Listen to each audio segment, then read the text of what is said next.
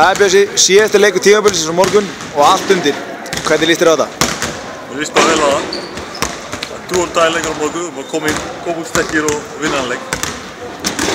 Hvernig líst þér tímabilið búið að vera svona fram að þessu?